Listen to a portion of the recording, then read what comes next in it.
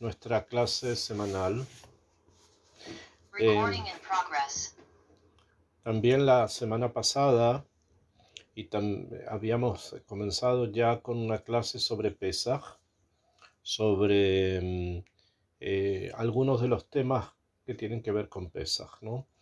Y me había centrado principalmente en la Agadá, o tal vez en algunos puntos de la Agadá que son menos conocidos o que no son tan públicamente sabidos, y hay que estudiar la Agadá antes, obviamente, de leerla, y esa misma noche tratar de explicar y de entender las cosas que están escritas en la Agadá de Pesaj, precisamente en Leila Seder, en la noche del Seder de Pesaj. Hay un punto en la Agadá que ya lo habíamos comentado, y lo hemos hablado ya varias veces, no solamente con respecto a Pesaj, sino también con respecto a varios otros puntos que tienen que ver con la Torá, que tienen que ver con Am Israel, tienen que ver con este mundo, que es el tema del número 4. La Agadá de Pesaj gira en torno al 4, ya lo hemos visto, son 4 copas, hay 4 leshonot de Geulah, 4 expresiones de redención. Son 4 los sabios invitados al Seder de Pesaj de Rabbi Akiva en Bene Berak. Lo que sucede desde que llegó Yosef y Jacob a Egipto hasta que Moshe los saca está dividido en cuatro etapas, que cada una de esas etapas está reflejada en un pasuk que se estudia y que se profundiza en cada uno de estos 4 psukim que reflejan ese momento desde el principio al fin. Eso también ya lo habíamos visto, y hemos visto también la lectura que se hacía antes de salir de Egipto, que está contenido en la historia de los patriarcas, especialmente de Abraham, que sale del otro lado del río. Akshav, también encontramos que después que se han mencionado las 10 plagas de Egipto, que se mencionan una por una, y todos ya conocemos que en ese momento se mezcla agua con vino, cuando se van mencionando las plagas, y ahí se mencionan 10, y después en acróstico se mencionan las mismas 10, pero en un acróstico en el que también se mezcla agua con vino. Después que está mencionado entonces, o que se ha estudiado, se ha dicho, comentado y se ha preguntado probablemente la noche del Seder sobre las 10 plagas, en ese momento, después de ese momento, la Agadá trae 4 jajamim, 4 sabios, que 3 de ellos discuten en la cantidad de plagas que hubo en Egipto y en el mar. Vamos a hablar ahora de eso. Y el cuarto sabio habla sobre las 3 cosas que hay que decir, Pesach, Matzah o Maror, en la noche, para poder cumplir con la obligación de haber recordado la salida de Egipto en esa noche. O sea, la mitzvah de la Agadá, del Mali. Ok, entonces después que ya vemos las plagas mencionadas una por una y en los acrósticos, comienza la Agadá a hablarnos sobre estos 4 jajamín, los 4 sabios. Ya les dije, 3 de ellos discuten en la cantidad de plagas, y el último, como viene a cerrar el Magid, viene a cerrar el punto del relato, de la historia de la salida de Egipto, y con eso el Magid simplemente termina. Akshav, el primer jajam, se mencionan tres jajamín que discuten en la cantidad de plagas, y el cuarto dice otra cosa.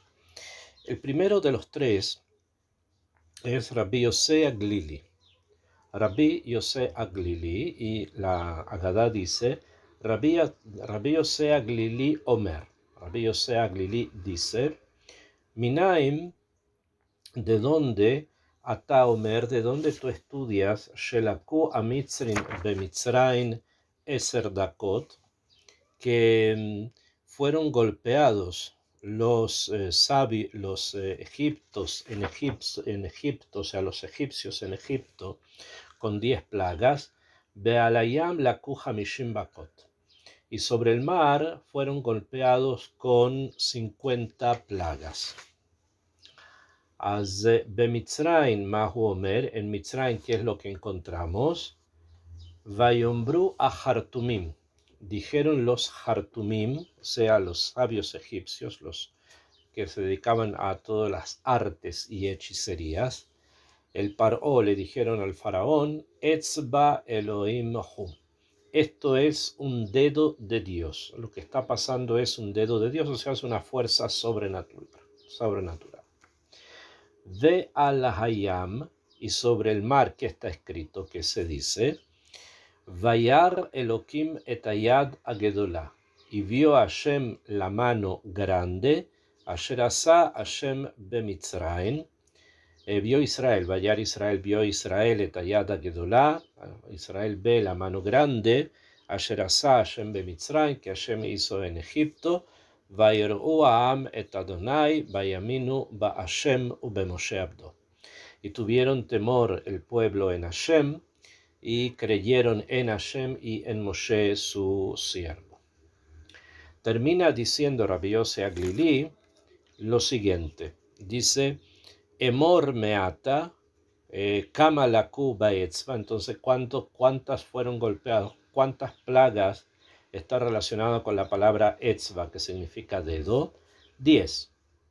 Emor meata, estudia de acá o di de acá, Bemitzraim laku eser makot, en Egipto mismo fueron golpeados con 10 plagas, Beal hayam laku hamishim makot, y sobre el mar fueron golpeados con 50 plagas. La explicación bastante simple es lo que nosotros conocemos de lo que está escrito en la salida de Egipto, en el Sefer Shemot, dice que hubo 10 plagas, y sobre una de esas plagas los Hartumim dijeron que esa energía que se estaba aplicando en contra de Egipto provenía de un dedo, o sea, Etzva Elohim, o sea, un dedo poderoso, un dedo de Hashem, de alguna fuerza mayor que ellos denominaron en ese momento Elohim. Akshav. Entonces quiere decir que las plagas, entendieron que las plagas de Egipto, entendieron los sabios de Egipto, los que dedican a las artes y a las hechicerías, entendieron que esas plagas estaban siendo realizadas por una fuerza, una energía que se llama Etzva Elohim. Akshav. En cambio, sobre el mar, o sea, cuando pasó lo de Kriyat Yansuf, que es con lo que termina realmente Pesaj, que es el último día de Pesaj, como también ustedes saben, que es cuando se cruza el mar de las cañas, allí está escrito, Vayar Israel etayada gedolá, y vio a Hashem la mano grande. Entonces, hay una comparación entre un dedo y una mano. El dedo es uno, najón, en cambio la mano tiene 5 dedos. Por lo tanto, en el mar las plagas fueron 5 veces más. ¿Por qué? Porque en Egipto dice dedo, en cambio en el mar dice mano. Y de ahí entendemos que, como dice acá Rabbi Yossi Aglili, que en Egipto fueron golpeados por 10 plagas, pero en el mar fueron golpeados con 50 plagas, o sea, 5 veces más, en el sentido de que un dedo sea 10 y en el mar 5 veces más de 10 son 50. Ese es el estudio que trae Rabbi Yossi Aglili. Ok. Que es un estudio con que comienza el siguiente estudio de Rabbi Eliezer y de Rabbi Akiva, que son maestro y alumno. Y este primer estudio es el estudio más pashut, digamos, es el estudio más simple, que es el que podemos encontrar, si deducimos estas cosas, lo podemos encontrar en la Torah simplemente. Los otros estudios van a requerir una profundización en los pesukim.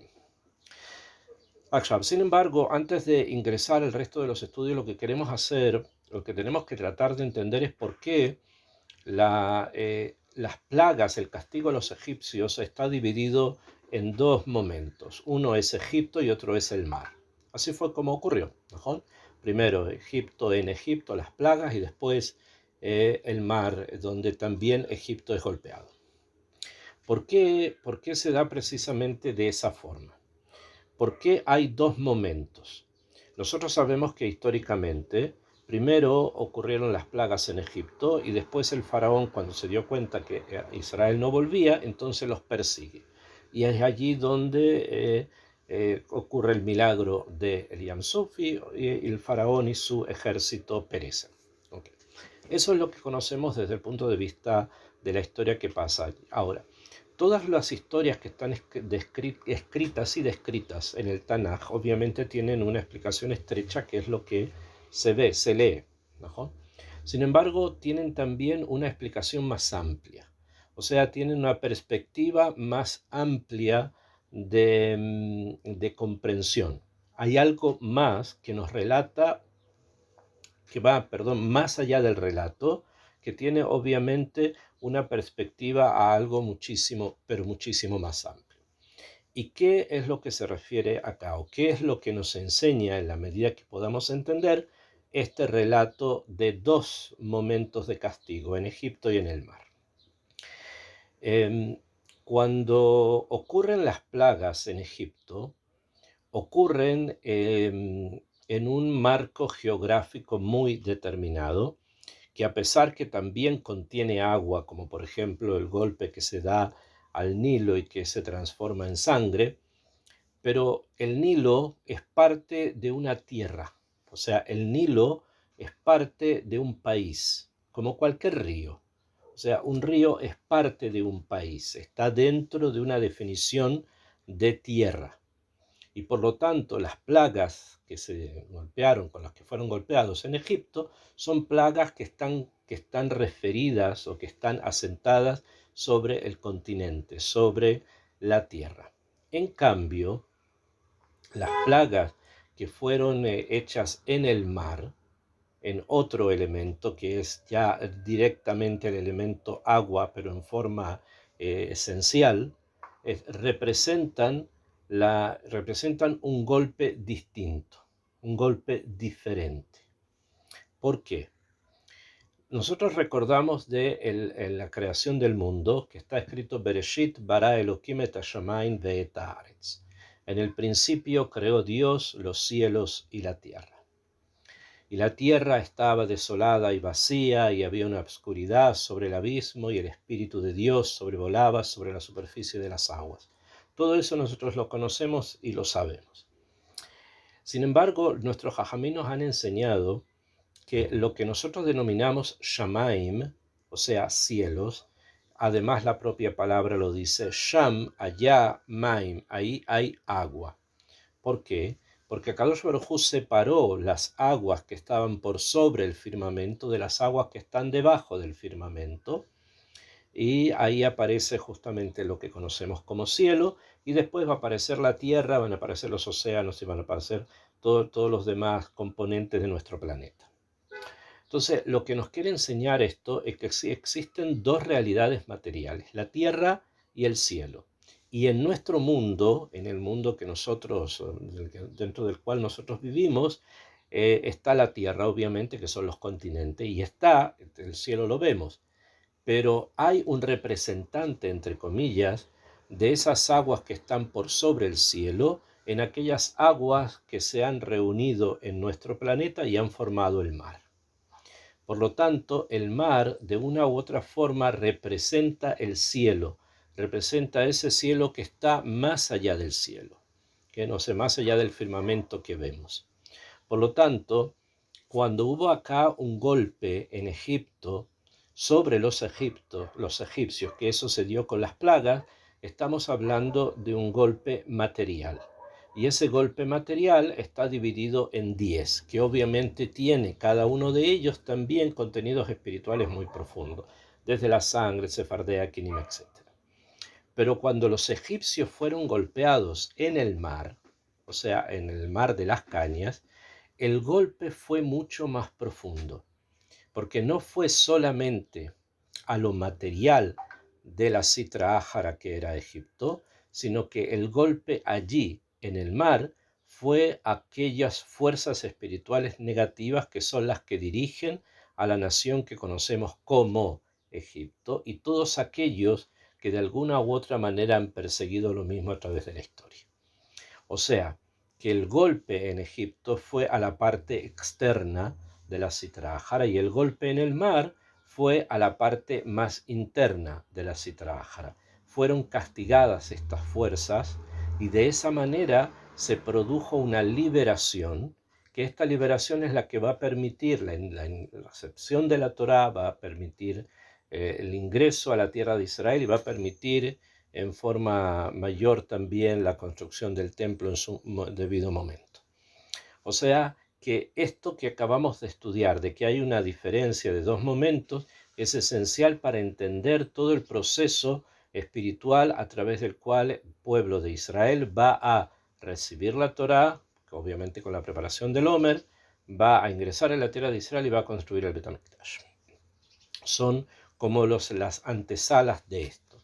Entonces es por eso que los sabios van a introducirse, después lo vamos a ver ahora precisamente en el Pasuk, los sabios van a introducirse justo en la parte más profunda de estos dos niveles, el nivel material y el nivel espiritual, para que entendamos y nosotros sepamos qué es lo que está detrás precisamente de esta forma de quitar la citra jara con los castigos que se dio, las plagas en Egipto y en el mar, para quitar precisamente todo ese residuo negativo y que quede la pureza en el mundo para poder enfrentar los siguientes desafíos que ya les dije cuáles son: la entrega de la Torá, ingresar a Eretz Israel y la construcción del Bet HaMikdash.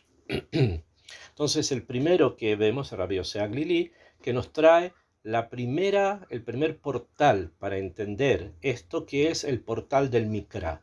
Tal como está escrito en el Mikra, son 10 plagas, que sobre esas plagas se ha denominado Etzba Elokin, dedo de Hashem, o sea, una fuerza que viene directamente de Akadosh Baruj Hu, que los golpeó en cada plaga y plaga. Fueron 10, y por lo tanto eso es Etzba. Cuando estamos hablando de Yad, estamos hablando de mano, entonces estamos hablando de 5 veces más, y por lo tanto en el mar fueron 50 plagas. 10 plagas por cada dedo. Si es que en Egipto fue un dedo, fueron 10, entonces en el mar van a ser 10 plagas por cada dedo. Se dice mano, entonces son 5 veces. 5 veces 10. Ok, la imagen es obviamente metafórica, pero queremos también explicar qué es lo que significa el dedo y qué es lo que significa la mano. ¿Bien? ¿Cuáles son las implicaciones de uno y otro? Etzva, la palabra etzva, leatzvia, en hebreo significa señalar, indicar. O sea, en Egipto, los golpes que se dieron con esta fuerza que se llama etzva es porque querían indicar algo a los egipcios y algo a Israel también. O sea, fueron unas advertencias en forma de castigo que dirigían, que daban dirección, que mostraban kivun, etzva, leatzvia, señalar.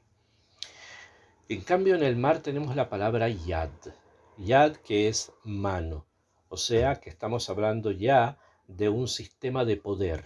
Yad normalmente suele entenderse como algo, como un poder. ¿Por qué? Porque con la mano yo puedo coger algo, puedo tomar algo. Entonces como que indica la sensación del poder. Entonces sí, en Egipto hubo una indicación a través de las plagas, en el mar una manifestación de poder. Y eso es lo que leímos en la Shirat Hayam, cuando dice que la Shirat Hayam, la canción del mar, que Hashem Ish Milchama, Hashem Shemo. O sea, Kadosh Baruj Hu se va a mostrar ahí en todo su poder como Ish Milchama, Hashem Shemo. Esto es el primer jajam, que es Rabbi Yosef Aglili, de un punto de vista un poquito más profundo, el poco que estamos tratando de entender. Después, vienen dos jajamim, Rabbi Eliezer y Rabbi Akiva.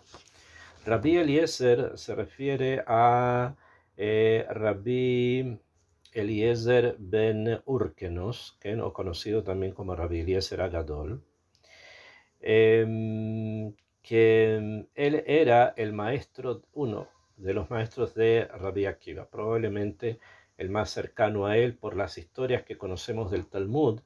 Entendemos de que tenían una cercanía bastante grande, porque su maestro, Rabbi Eliezer, le revela a Rabbi Akiva muchas cosas de las que él hace, y también lo visita Rabbi Akiva, Rabbi Eliezer, cuando al final de sus días quedó separado del resto de los sabios. Una historia que también hay que estudiar. Entonces, entre ellos hay una discusión de cuántas plagas ocurrieron en Egipto y por lo tanto, si es así en el mar, todo eso se multiplica por 5. ¿No? Entonces dice así Rabbi Eliezer. Rabbi Eliezer es el maestro, por eso está mencionado primero. Dice Rabbi Eliezer Omer, Rabbi Eliezer dice, Minaim shekol maka umaka shevi akadosh baruchu ala mitzrin bemitzrain aita shel arba makot. De donde entendemos que eran 4 makot, o sea, que en cada plaga de las 10 que hubo, estaba dentro de ella, dentro de cada plaga, 4 energías distintas de castigo. O sea que la primera plaga, la plaga de sangre, no era solamente la descripción física de que no podían beber agua y todo era sangre, sino que además están presentes dentro de esa plaga 4 energías de castigo, 4 formas en que de punto de vista también práctico y emocional y psicológico, también cada una de las plagas tenía una connotación de destrucción de un mundo entero que los egipcios tenían y que las plagas estas, en cada una de una perspectiva distinta, los golpeaba 4 veces. Entonces explica acá a Rabbi Eliezer que eso nosotros lo aprendemos de un pasuk. ¿Bien? Hay un pasuk que dice, Sheneemar, como está escrito, Ishalach bam harom apo. Dice que Ishalach bam les enviará harom apo, o sea, la ira, o sea, les enviará la ira. Haron apos quiere decir la ira. Evra quiere decir el enojo. Vezaam también es una especie de enojo, como de ira. Vetzara, y tzara, dificultades. Mishlachat malache raim. Mishlachat, o sea, una forma de enviar de qué, de malache raim, de ángeles malos, o sea, de ángeles destructores. Este es el pasuk que trae acá el Rabbi Eliezer, y él va a estudiar el pasuk de la siguiente manera. En este pasuk se muestran o se expresan diferentes formas o diferentes nombres que están relacionados con la ira divina. Harom Apo es ira. Evra también es ira. Zaam también es ira. Tzara es la dificultad que se causa a una persona por forma de castigo. Y Mishlachat Malachei Raim y ángeles malos también es producto de la ira. Entonces, simplemente tenemos acá varias imágenes, varias palabras muy fuertes que indican enojo, ira, rencor. ¿Bien? Y Rabbi Eliezer dice que cada una de las plagas que hubo en Egipto estaba contenida de 4 de estas expresiones. Había Evra, Vezaam, o sea, enojo y cólera. Había Tzara, o sea, había dificultades. Y Mishlachat Malachei Raim. Y había también los golpes que daban los ángeles. O sea, según Rabbi Eliezer, si ustedes están escuchando en forma amplia lo que él está diciendo, Rabbi Eliezer dice que había Evra Vezaam. Evra Vezaam son 2 leshonot de ira, de cólera, de enojo, fuerte, muy, muy, muy fuerte. Y esto se refiere precisamente a la parte interna de las plagas. O sea, la plaga en forma interna, por ejemplo, Tsefardea o Kinim, los piojos, tienen una parte interna, que esa parte interna mevate, expresa la Evrave el Zaam de Hashem. O sea, el Mitzri que estaba recibiendo la plaga, a nivel interno sentía que esto era producto de la ira de Hashem. ¿Okay? Había un inyan así que él tenía que comprender eso, y más aún que el Mitzri, el Israel, tenía que entender que esto que le estaba ocurriendo ahora al Mitzri, eso era porque había una manifestación de Evra Za'am a nivel interno. Pero también dice Tzara Mishlachat Malachei Raim. También había tzara, o sea, dificultades de tipo material. Un Mishlachat Malachei Raim son todo tipo de golpes que daban los ángeles, que las plagas causaban enfermedades, muertes, carestía, hambruna, etcétera, etcétera, etcétera. Estas son las características externas que se percibían en las plagas, o sea, se percibían dos características internas, que son Evra Betzam, y se percibían dos características externas, que son Sarao o Mishlachat Malachei Raim. Esto es el estudio de Rabbi Eliezer, la forma en que él estudia. Por lo tanto, si es que en Egipto hubo 10 plagas, quiere decir que dentro de cada una de estas 10 había 4 expresiones de enojo, internas, 2 internas y 2 externas, formando en total una cantidad de 40 plagas realmente que hubo en Egipto. ¿Por qué? Porque eran 10 plagas y dentro de cada una había 4, entonces son 40 plagas realmente. O sea, vamos a subir el número de 10 en Egipto a 40. Ahora, si es que en Egipto habían 40, entonces, y eso es un etzva, no nos olvidemos del dedo, es una, ¿qué? En el mar eran 5 veces más. Por lo tanto, tenemos que en el mar, si es que en Egipto hubo 40, en el mar hubo 200 plagas. O sea, la cantidad de plagas, la cantidad de fuerzas negativas que estaban dentro del golpe, que se le llama plagas, para poder seguir la nomenclatura de las plagas en Egipto. Se sigue esa nomenclatura con plagas sobre el mar, pero se refiere al golpe que reciben los egipcios en el Yam Suf, que causa la destrucción total de ese imperio. Eso está fijado en el número de 200. Y finalmente, esa es la forma en que estudia Rabbi Eliezer. Y es así como se lee en la Gadá. Emor Meata termina diciendo lo mismo, es una cosa bastante estructurada. Dice Emor Meata, Bemitzraim laku arba'in makot, en Egipto fueron golpeados con 40 plagas, Bealayam laku mataim makot. Pero sobre el mar fueron golpeados los egipcios con 200 plagas. ¿Okay? O sea que realmente la cantidad de energía utilizada para el castigo fue muy, muy extensa, tanto en Egipto como en el mar. No se olviden en lo material, pero también en lo espiritual que representa el mar, representación de las aguas que están por sobre el firmamento. O sea que el golpe, entre comillas, o sea, el nituk, la desconexión de la energía vital, que eso es la plaga, obviamente, de varios puntos, que se da en el mundo, pero también se da en los mundos espirituales, donde la influencia y el shefa y la bendición que tenía que bajar a esa nación quedó cortado por todos estos golpes. Esto es la opinión de Rabbi Eliezer. Viene Rabbi Akiva, que es alumno de Rabbi Eliezer, que es Rabbi Akiva Omer. Y Rabbi Akiva dice lo siguiente.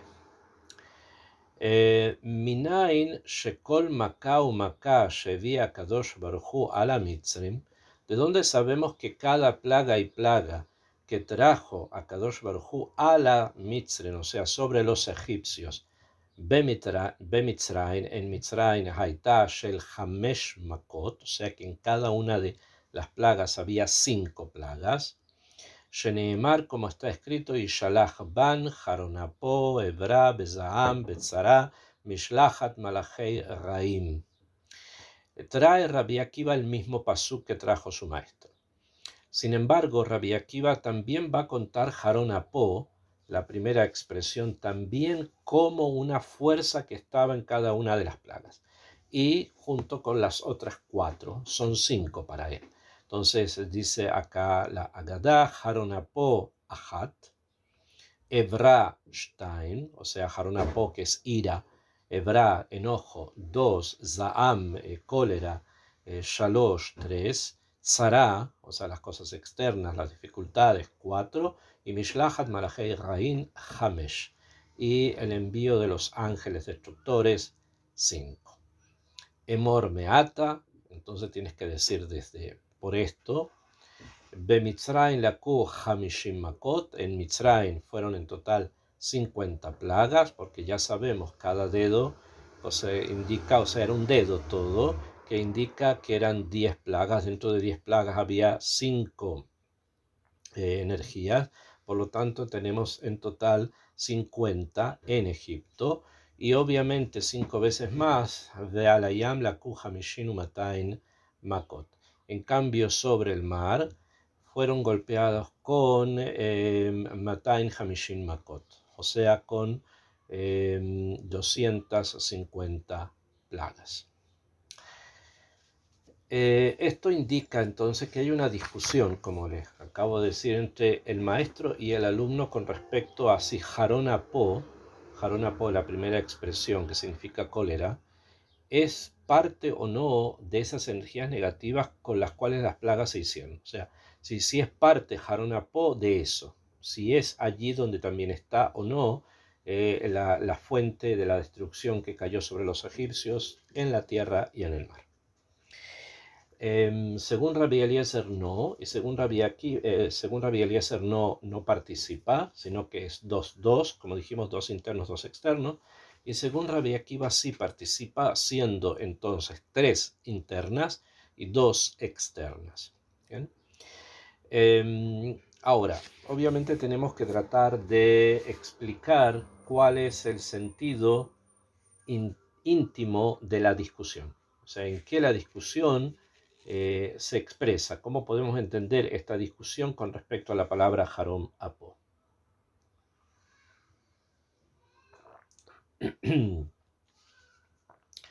Y para eso vamos a tener que explicar realmente qué es lo que significa Harom Apo. ¿Qué es lo que es Harom Apo?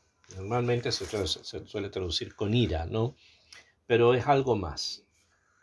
Es algo bastante más profundo, que es lo siguiente. Entre las características, porque no es que Akadosh Baruj Hu tenga comportamientos, entre comillas, sino que son formas en las que se maneja el mundo, existe Harón Apo y existe Ere Hapaim. Harón Apo es cuando Hashem no espera y cumple el decreto de castigo inmediatamente o en forma muy pero muy rápida. Eso se llama Harón Apo, o sea, no se espera. En cambio, Ere Hapaim, que es una de las midot de Rahamim, o sea, de las características de misericordia de Hashem, que lo decimos en el Hashem, que el Rahum Behanum, uno de ellos es Ere Hapaim, que Kadosh Baruj Hu es lento a la ira, o sea, que espera que la persona vuelva en Teshuvá, que la persona se arrepienta y no lo castiga. Le da tiempo sin castigarlo para que la persona pueda retornar a él. Esto es Ere Hapaim. Lo contrario del Ere Hapaim es Harón Apo. Ambos están descritos sobre una imagen metafórica, obviamente, con respecto a la palabra Apaim. Apaim. Apaim, en hebreo viene la palabra Af. Af, Alef, Pei, significa en hebreo nariz. Apaim, en número dual, o sea que indica dos cosas, significa entonces, entre comillas, narices. Pero se refiere también al rostro. ¿Bien? Entonces, cuando se refiere a Apaim, a veces también se está hablando del rostro, pero un rostro místico, obviamente. Kadosh Baruj Hu no tiene cuerpo ni forma de cuerpo, sino que se está hablando de una comprensión mística, de una comprensión elevada. Y esto es Apaim. ¿Okay? Hoy día en el hebreo que utilizamos no es tan común que se le llame al rostro Apaim, sino normalmente se llama Panim, que viene de las letras son semejantes. Sin embargo, o Parzuf, que es una palabra que también se suele utilizar, Pero en el lashon que nosotros estamos estudiando, entonces gira dos conceptos sobre apaim. Harón apó, por un lado, que es la ira, o sea, cuando no se espera, se castiga rápidamente, y el otro es erech apaim.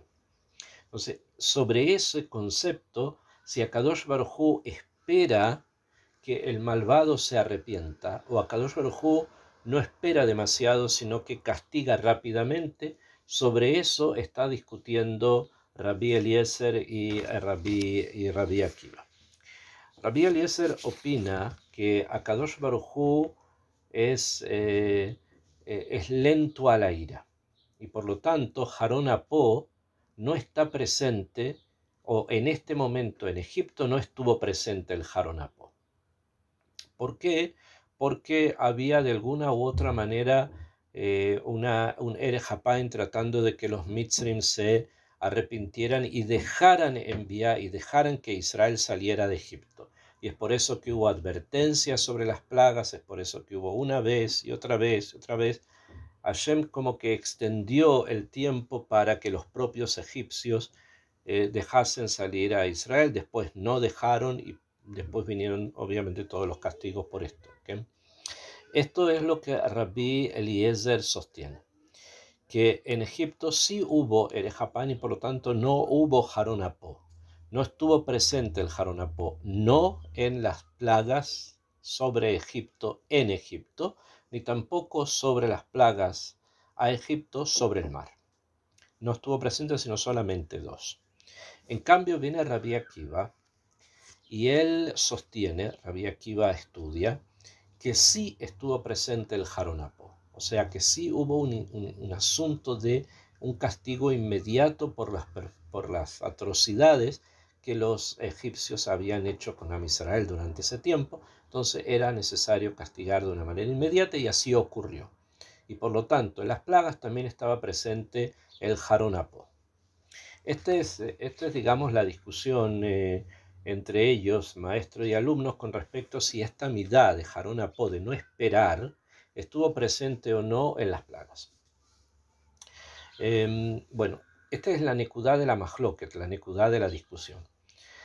Sin embargo, es también bastante interesante y bastante profundo otro tema con respecto a lo que estamos estudiando, y también a la discusión obviamente entre Rabbi Eliezer y Rabbi Akiva.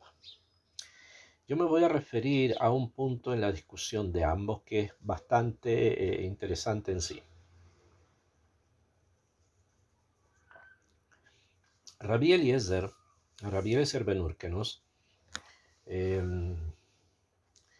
es como les había dicho, el maestro de Rabbi Akiva, junto con otro de los grandes sabios, Rabbi Yoshua, y fueron uno de los 4 sabios invitados por Rabbi Akiva, el alumno, en su casa en Benebra, cuando ya Rabbi Akiva era Rab. Invitó a 2 de sus maestros, a Rabbi Eliezer y Rabbi Yoshua, y invitó a 2 personas que habían participado también en la boda de los Korbanot en el templo antes de ser destruido. Y ese es el Maaseh de Rabbi Eliezer, de Rabbi Yoshua, que nosotros escuchamos al principio de la Haggadah.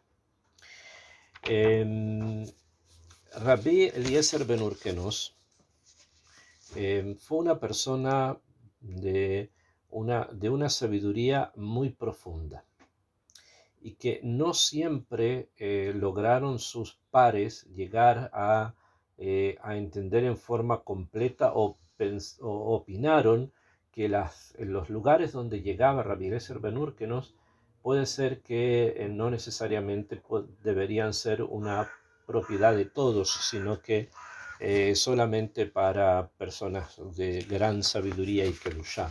Y por lo tanto no siempre muchas de las cosas que él enseñó o que dijo estuvieron de acuerdo con él.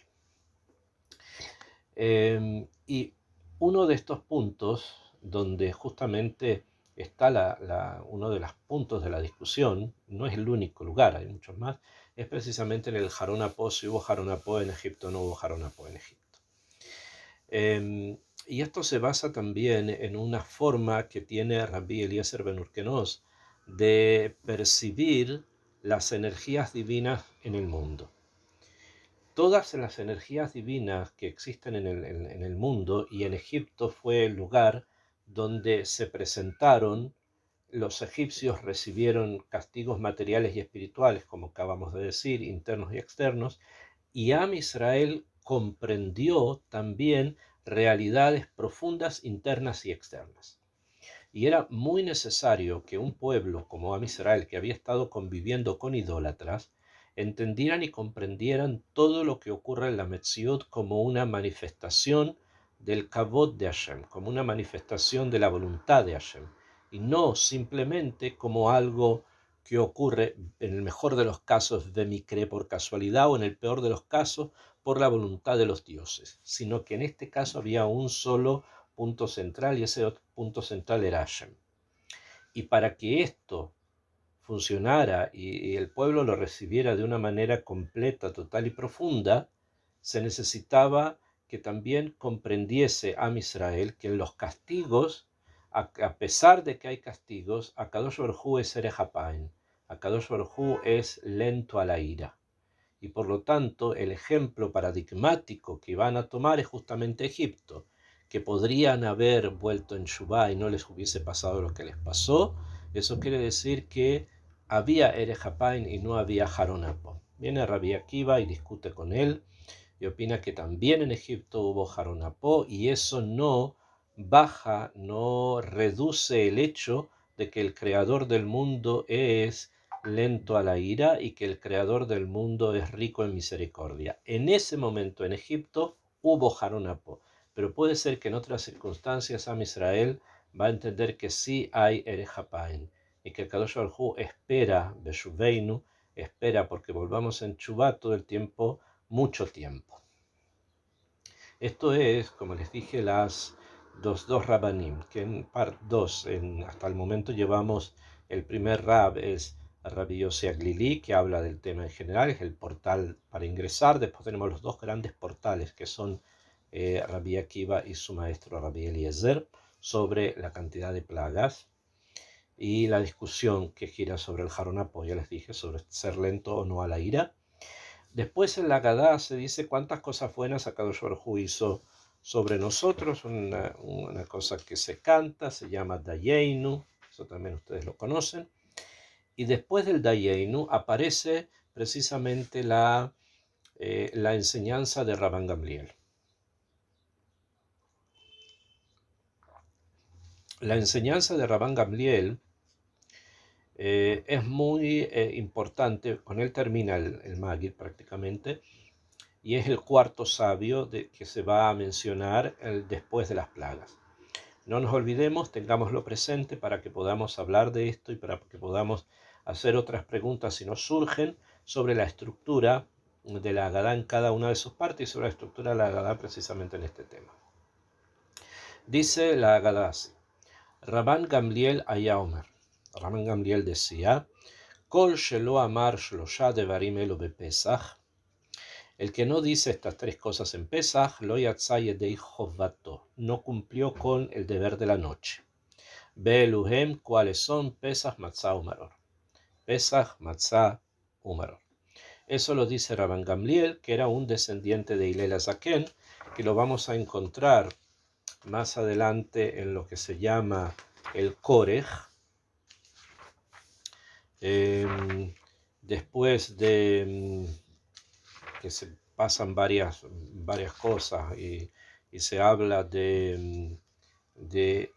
se dice en Teilim, después nos enfrentamos al Maror, después del Maror pasaron varias cosas, ustedes ya conocen, llegamos al Korech, entre un etilat de Dain, se hace Motzi, Matzah, llegamos al Korech.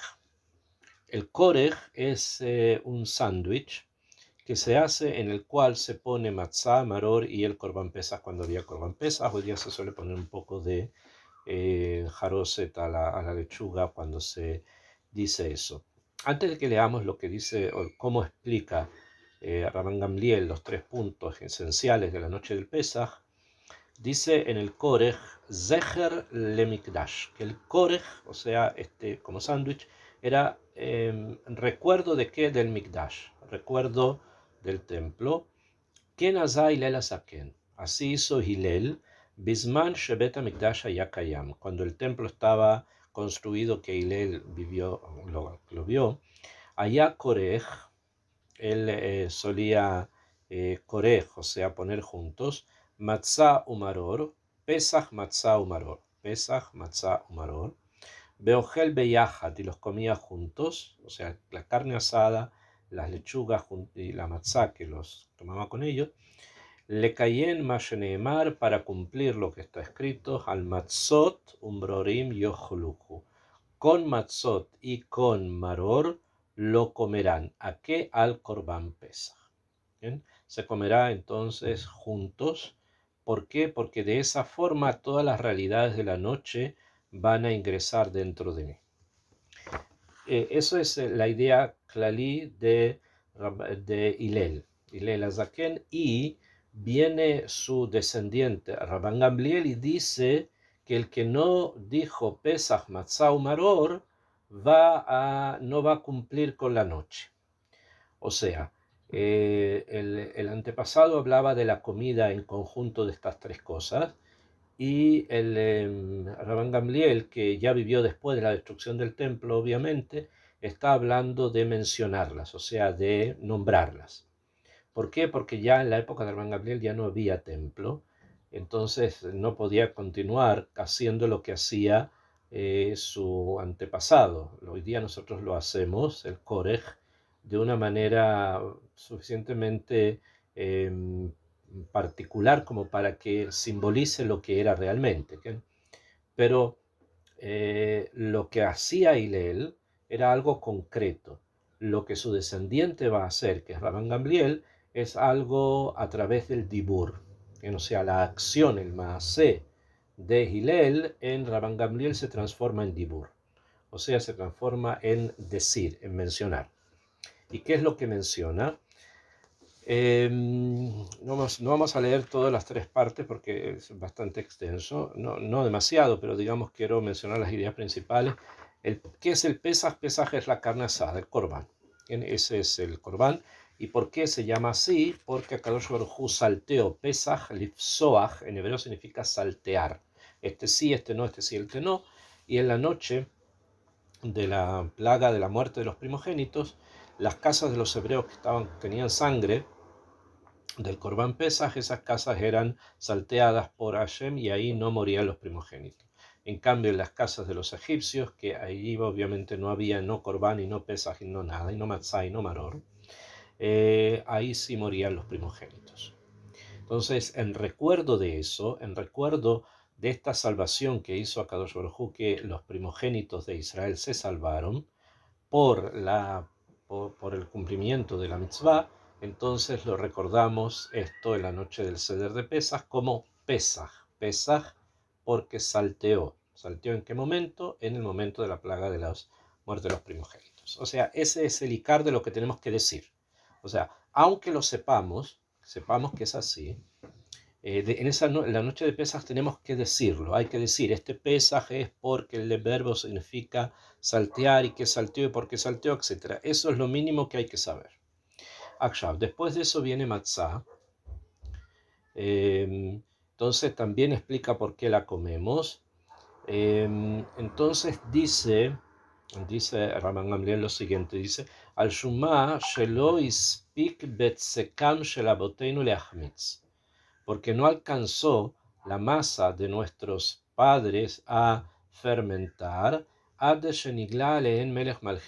y en ese momento apareció el rey de reyes, Akadosh Baruj Hu Gealam, y los obligó inmediatamente a salir. O sea, fue algo vejipazón, fue algo muy rápido, por lo tanto las masas no lograron fermentar. Beyofu etabatse kasherotziu mimitzrain ugot matzot. Y por lo tanto, como tenían que rápidamente irse, no pudieron esperar a que fermentara el pan y lo cocinaron de esa forma. Lo hornearon como estaba y resultaron ugot matzot. Salieron el pan de matzah, que es el que nosotros comemos y conocemos en Pesaj. Kilo hametz, porque esto no fue hametz. Ki goroshu mimitzraim velo yachlu mahamea begam tzeda lo asu lahem.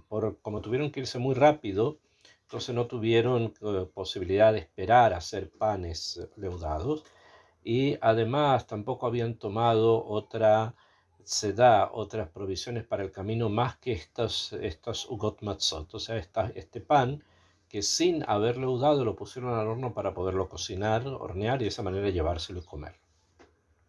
Ok, esa es la matzá. Ese es el tema pashut de la matzá y eso es lo que hay que decir. No se olviden, hay que decirlo. Aunque lo sepamos, es necesario decirlo. Y finalmente, maror ze, este maror, se refiere a la lechuga, que normalmente es lo que tomamos. Sheanu ochlim al shumma, ¿por qué lo hacemos? Dice, al shum shemarerua mitzrim et haye abotenu bemitzrayim. Porque los egipcios amargaron la vida de nuestros padres en Egipto. Sheneemar, como está escrito, Baimareru et hayeichem, y amargaron su vida, la vida de nuestros antepasados allí, de Abodakashá, con trabajos forzados, de Homer, con materiales para construir bilvenim, ladrillos, Bejol Aboda Basade y todo tipo de trabajo en el campo, et kol abodatan asher abdu bajen befarech, todos los trabajos los que tuvieron que trabajar en forma forzada. Bueno, este es el motivo del maror, la amargura que sufrimos en Egipto por los trabajos y por la esclavitud. Ok, estos son los 3 puntos y están expresados acá. Rabban Gamliel los dice porque no los puede cumplir como su tatarabuelo no lo va a poder cumplir, y entonces lo dice, y de esa manera, diciéndolo, cumplimos Pesaj en nuestro estatus, en nuestra situación actual. Y eso es lo que nosotros seguimos haciendo. Akshav, hablando un poquitito más en profundidad, por lo menos en lo que podamos entender, hay acá 3 situaciones que son 3 situaciones que también están relacionadas con el alma de la persona. Está el Pesaj, la Matzá y el Maror. O sea, hay 3 situaciones en las cuales, y en ese orden, Pesaj, Matzá, Maror, 3 situaciones en las cuales el ser humano con su alma ingresa. Que esas situaciones tienen que ver con el intelecto, tienen que ver con las emociones y tienen que ver también con la practicidad, o sea, con el actuar. Hay personas que tienen mucho desarrollado el cerebro y el intelecto. Y aquellas personas están siempre conectadas con Akadosh Baruj Hu a través del intelecto. Están las personas que se conectan más a través de las emociones, de las tefilot, de los cantos, de muchas cosas que tienen que ver mucho con la Hasidut, ¿no? Y hay personas que necesitan la asiyá, necesitan hacer, necesitan actuar, necesitan hacer cosas, participar en conferencias o hacer conferencias o organizar, estar constantemente en asiyá. Bueno, desde el punto de vista, vamos a estudiar un punto de vista de una drashá, simplemente, que los motivos por los cuales están estas 3 cosas ya los explicamos, pero se puede ampliar a nivel de drashá diciendo que las personas que están hacia la asiyá, hacia el hacer, son como el Korban Pesaj. O sea, así como el Korban Pesaj tiene que ser hecho, también las personas que están conectadas con la asiyá tienen que hacer muchas cosas y su esencia a nivel de alma es hacia la asiyá, es hacia hacer. Después están las personas que son más emocionales, que tienden más a las cosas de comunicación a través de las emociones y por lo tanto se relacionan más a la matzá. ¿Por qué? Porque para ser una persona emocional que se conecte emotivamente con otro necesita humildad. Se necesita ser humilde para poderse conectar con los demás. La persona que tiene gavá se encierra, ¿no? Y sabemos que la matzá representa humildad, o sea, representa la mejor forma de comunicarme con los demás, la mejor manera de poder tratar de romper las barreras del orgullo y llegar a las otras personas a través del mahal que se llama el hegemónimo, el pan del pobre. Y el Seher está comparado con el Maror. ¿Por qué? Porque todo lo que tiene que ver con discusiones a nivel intelectual siempre son cosas entre comillas amargas. ¿En qué sentido? Que se necesita muchísima concentración, se necesita muchísimo un esfuerzo, es un esfuerzo bastante grande que en algún momento puede ser dulce, ¿ok? Pero en el momento que se está haciendo muchas veces es difícil.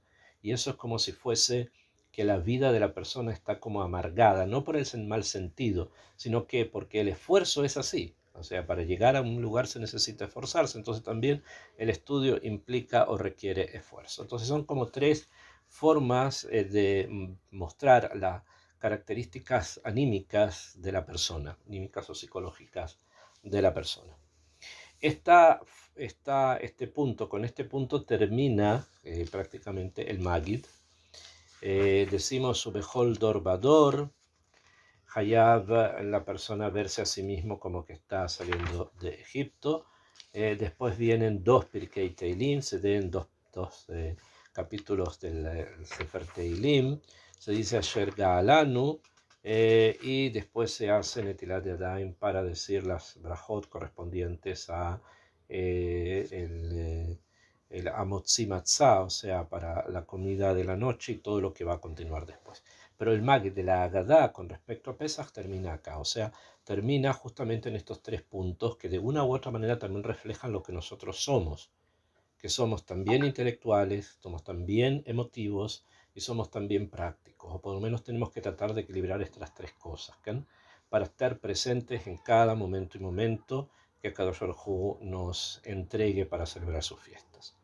Entonces, Besrat Hashem, quedamos hasta acá y espero que tengamos todos un Pesach Kasher Besameach y que estas palabras de Torah sirvan para la protección de nuestros soldados, que vuelvan sanos y buenos a sus familias, para que nuestros secuestrados puedan volver a sus casas sanos de cuerpo y alma, y para que todos nuestros enfermos y todos nuestros heridos encuentren a Refuah Shlema Min HaShamayim. Que tengan todos ustedes un Pesach Kasher, un Besameach. Recording stopped.